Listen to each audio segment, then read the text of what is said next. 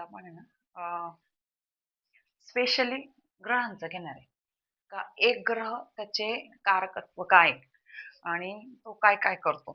म्हणजे चांगल्या गोष्टी काय आणि वाईट गोष्टी काय.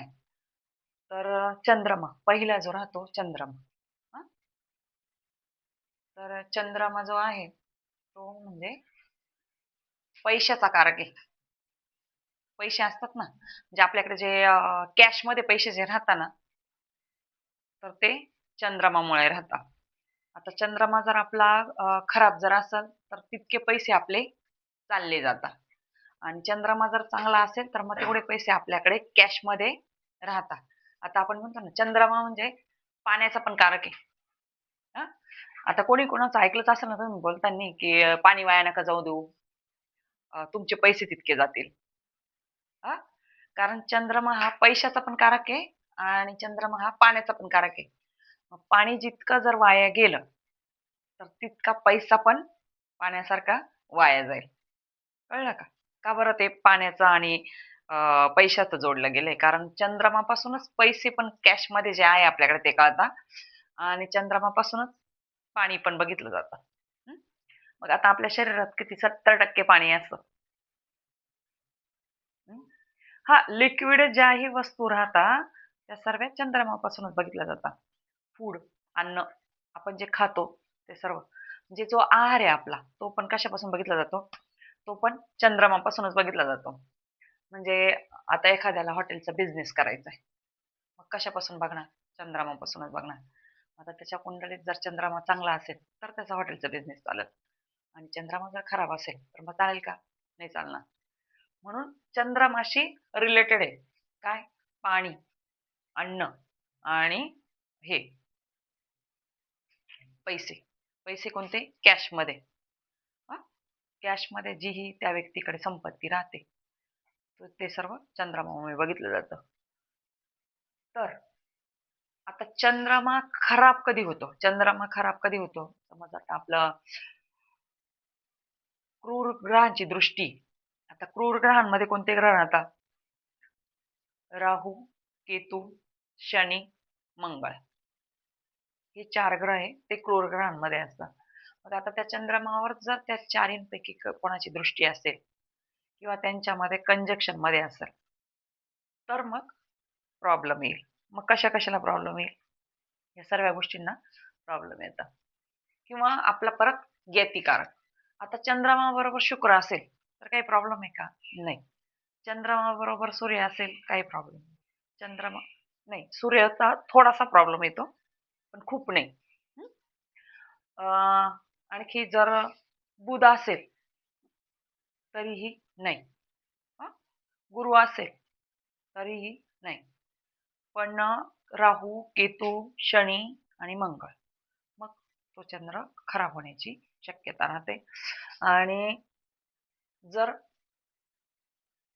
हे असेल ज्ञातिकारकची दृष्टी, मग ज्ञातिकारक ग्रह आता कोणताही असू शकतो कुंडली, तर त्याची दृष्टी असेल तर मग खराब राहतं. मग आता चंद्रमाच्या ज्या ठिकाणी असेल त्या त्या ठिकाणी प्रॉब्लेम येतो. मग तो जर खराब स्थितीत बसलेला असेल तर मग खराब रिझल्ट दाखवल आणि चांगल्या स्थितीत बसला असेल तर चांगले रिझल्ट दाखवल. आता चंद्रमा काय आहे, आपल्या शरीरातलं जे ब्लड आहे ते कोण दाखवतं, चंद्रमाच दाखवतो. जसं हा मंगळ आहे ना पण खरं ब्लड जे दाखवतो ना तो चंद्रमा दाखवतो आणि पाणी जे दाखवतो ते पण चंद्रमाच दाखवतो. लिक्विड ज्याही वस्तू आहे त्यांचा सर्वांचा कारक हा चंद्रमा आहे. आणि महत्वाचं आई, आई पण कोणापासून बघितली जाते, चंद्रमापासून. म्हणूनच आपण ठरवू शकतो का आई कशी आहे, काय आहे, चांगली आहे का वाईट आहे, टॉर्चर करते स्ट्रिक आहे का जास्त हळवी आहे, हे कोणापासून बघितलं जातं, चंद्रमापासून. अजून काय बघितलं जातं चंद्रमापासून, लहान बहीण. हा लहान बहीण ही चंद्रमापासून बघितली जाते का मग कशी आहे काय आहे. हिला किती हसू आलं. आता तुझा चंद्रमा पहिला चेक कर. खराब असलं तर मग समजून घ्यायचं. तर कळलं कोण कोण बघितलं जातं? आई आई आणि लहान बहीण. हा. आता जर एखाद्याचा चंद्रमाच जर ज्ञातिकारक असेल, हा, चंद्रमाच जर ज्ञातिकारक असला तर मग काय परिणाम होतील? आता चंद्रमापासून काय बघितलं जातं? माणसाचं कोणत्याही व्यक्तीचं मन, मन कसं आहे ते पण चंद्रमापासूनच बघितलं जातं. हं? चंद्रमा म्हणजे काय? हळवेपणा असं. मग त्या व्यक्तीचे विचार किती चालता, कसे चालता, ते पण कुठून बघितलं जातं? चंद्रमापासूनच बघितलं जातं. मग आता तो चंद्रमा कुठे बसलेला आहे? काय बसलेला आहे? आता अष्टम घरामध्ये बसलाय का? मग अष्टम मध्ये बसलेला असेल तर त्या व्यक्तीचे विचार कसे चालतील? एकदम डीप. कसे चालतील? डीप चालतील. आठवं घर काय? रिसर्च. रिसर्च आहे ना? हां. मग आता जर चंद्रमा जर 8व्या घरात बसलेला असला, तो व्यक्ती किती रिसर्च करू शकतो? सारखं त्याचं डोकं कुठे चालेल? ते विचार कुठे चालतील? काहीतरी शोध लावण्याचा. हां. खूप डीप जाण्याचा. हां. सतत त्याच्या डोक्यात विचार चालू राहतील. पण आता ठीक आहे, डीप विचार चालू राहतील. पण मग कसं? त्या व्यक्तीने कोणते विचार केले पाहिजे? चांगला शोध लावायचे ते विचार केले पाहिजे का काहीतरी व्यर्थच कुठेतरी डोकं लावून आणि खराब केलं पाहिजे? हां. आता त्याला तो काही पण कुठपर्यंत मुळापर्यंत पोहोचू शकतो. 8वं घर काय? रिसर्च. रिसर्च करणे आहे ना. हां. मग त्या व्यक्तीला तेवढी ताकद भेटलेली आहे ना ऑलरेडी. कारण त्याचा ग्रह जर तिथं आहे. म्हणजे ती ताकद त्याला भगवंताची देण आहे. चांगली आहे का वाईट आहे? हां. पण तो कोणत्या कारणासाठी यूज करतो? तो महत्वाचा भाग आहे. अ, आता तो अभ्यासासाठी जर एखादा रिसर्च करत असेल, मग करू शकेल की नाही करू शकेल? हं? एखाद्या नवीन वस्तूचा शोध लावायचा आहे त्याला. तो डीप जाऊ शकेल का नाही जाऊ शकेल? जाऊ शकेल. बरोबर आहे ना? हं. तर मग काय आहे, चंद्रमा चांगला पण आहे. हं? आणि उगाचच काहीतरी कुठेतरी डोकं लावायचं. कोणाचा तरी विचार करत बसायचा. हा मला असं म्हटला, तो मला तसं म्हटला. हां, हां. मग असा जर विचारांना जर वाव दिला, हां, याने मला असं बोलला, त्याने मला तसं बोलला. याच्याकडे मी बघेल, त्याच्याकडे मी बघेल. असा विचार करून, करून तो व्यक्ती किती खोलपर्यंत विचार करू शकतो? मारण्यापर्यंत. बरोबर. हां? तुम्ही स्वतःचे अनुभव सांगताय वाटतं.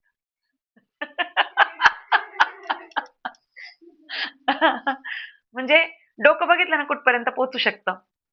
विचार. एकाला 2 विचार, 2 दुसऱ्याला तिसरा, तिसऱ्याला चौथा. म्हणजे असे अनेक विचार करून, करून, करून, करून त्या व्यक्तीची कॅपॅसिटी कशी राहते? खूप डीपपर्यंत विचार करण्याची राहते. बरोबर ना? करता ना? हां. पण मग अशा कारणाला जर विचार करत बसले काही उपयोग आहे का? त्याच्यातून काही फायदा होणार आहे का? नाही होणार आहे. पण तेच एखाद्या वस्तूचा शोध लावायचा आहे, एखाद्या गोष्टीचा शोध लावायचा आहे, तर त्याच्यासाठी ते काय होईल? योग्य ठरेल. योग्य ठरेल ना? हं.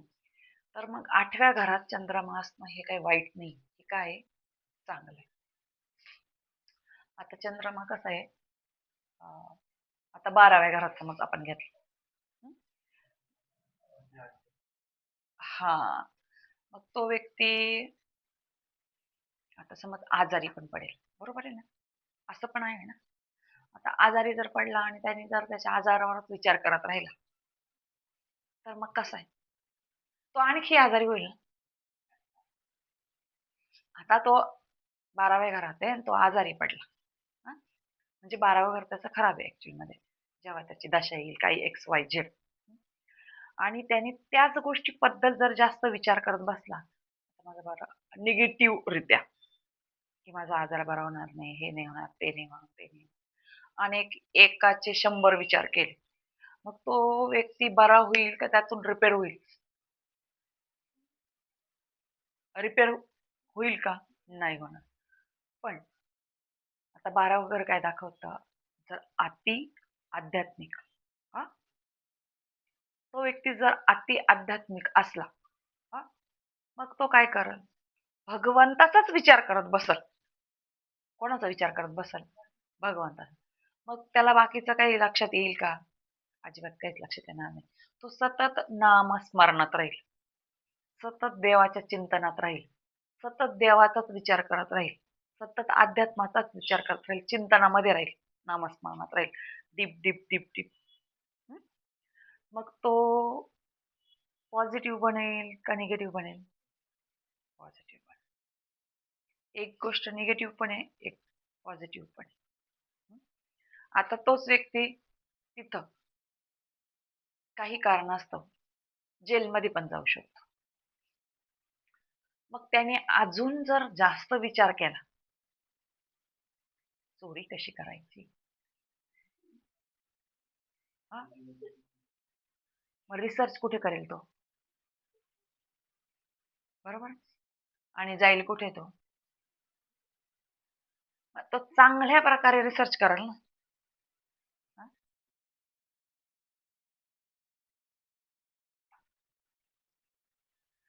म्हणजे चंद्रमा काय आहे?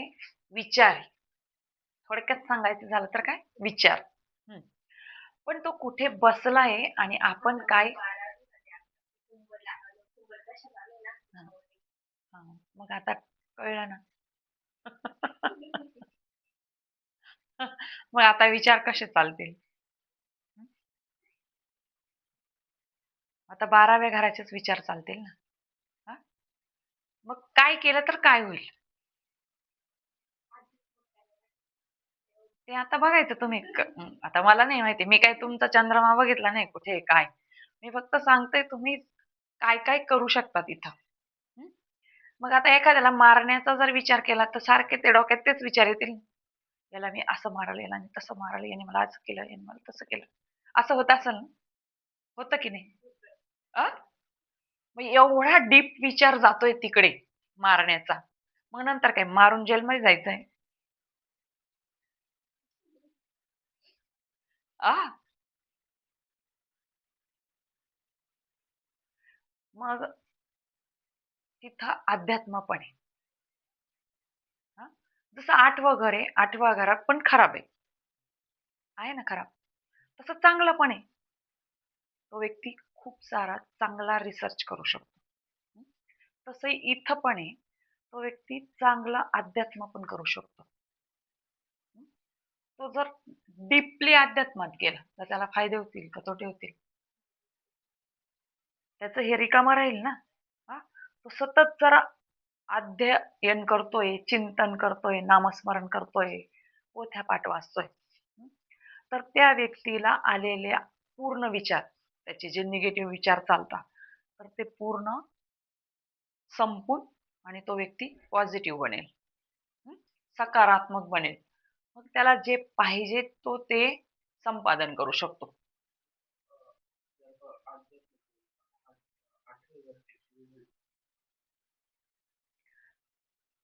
नाही, तसं नाही, तसं नाहीये. आता चंद्रमा जर 12व्या घरात आहे आणि तो व्यक्ती अध्यात्म अध्यात्म अध्यात्म करतोय, म्हणजे सतत डोक्यात त्याचं चिंतन, नामस्मरण कोणतं? अध्यात्मच. आलं का लक्षात? कारण आपलं डोकं कुठे चालतं, आपले विचार काय चालतात हे चंद्रमापासून बघितलं जातं. मग त्या त्या वेळेस चंद्रमा कुठे बसलेला आहे ते बघितलं जातं. बरोबर आहे ना? मग आता जर 12व्या घरात चंद्रमा बसलेला आहे, तर तो समज काही दशानुसार त्याच्या कुंडलीत जर असेल, तर समज आजारी पडला त्याच दरम्यान, तर मग तो त्याच्या आजाराबद्दल विचार करत बसेल. बरोबर आहे. मग आता परत आणखी जर त्याच्या काही दशेनुसार तो निगेटिव्ह बनला, त्याच्यामध्ये राग तयार झाला, अँगर तयार झाला, मग तो काय विचार करेल? याचा गेम कसा वाजवायचा? अँगर तयार झाल्यानंतर तो फक्त समोरच्याला कसं हे करायचं. कारण चंद्रमा काय चिटिंग पण आहे.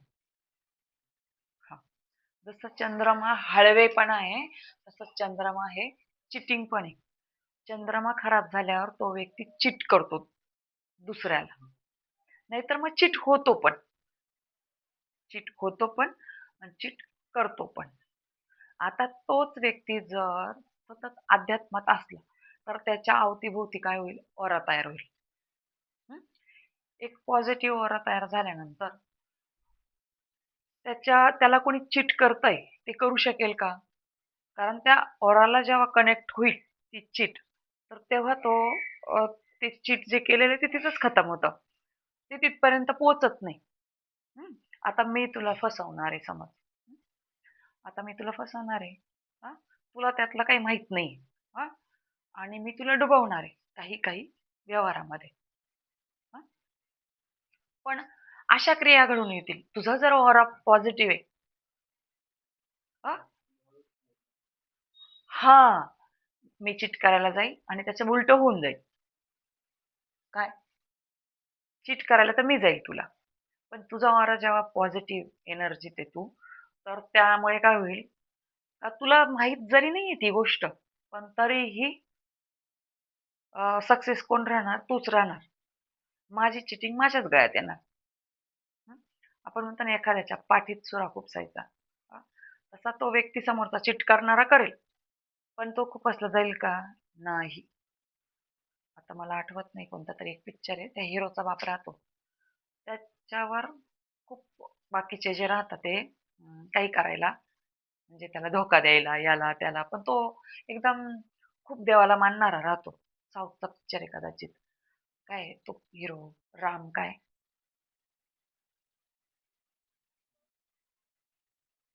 तो गोरा हिरो, काय नाव त्याचं? तो मुलगा दाखवलेला आहे. नाही, आता मला नाही माहिती एवढं, मी फक्त ते थोडंसं शॉर्ट बघितला होता. तर त्या मुलाला कळत राहतं का हे आपल्या वडिलांना फसवताय. पण त्या जो तो हिरोचे ते वडील राहताना, तर त्यांचं कसं राहतं, नाही, आपला देव खरा, आपल्याला कोणी फसवणार नाही. उगाच मध्येच काहीतरी असं होऊन जातं की समोरचा जो फसवणारा राहतो ना, तोच फसून जातो.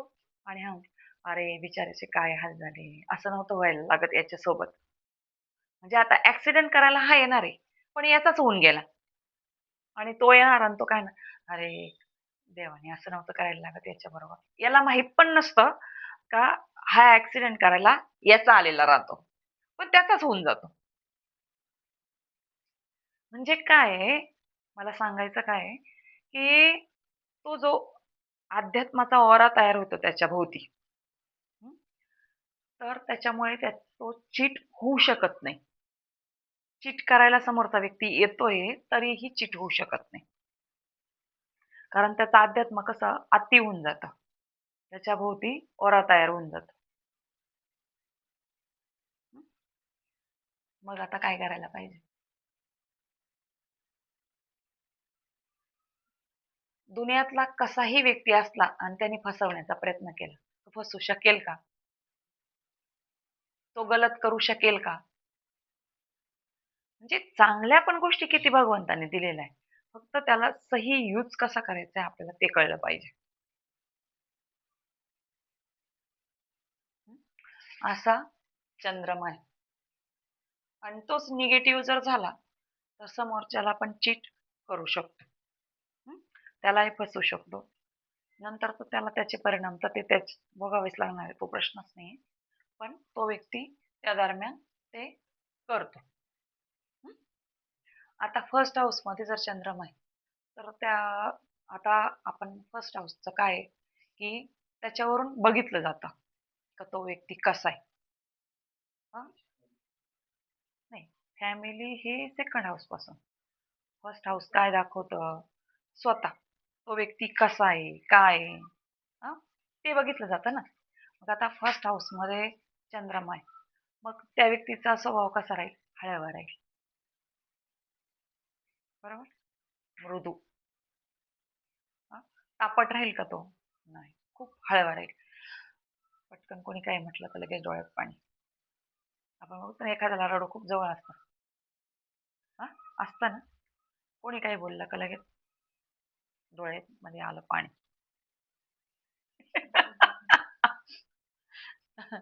मग ते चंद्रमा फर्स्ट हाऊस मध्ये असला का मग ते होतं. आणि तो व्यक्ती हळवा राहतो.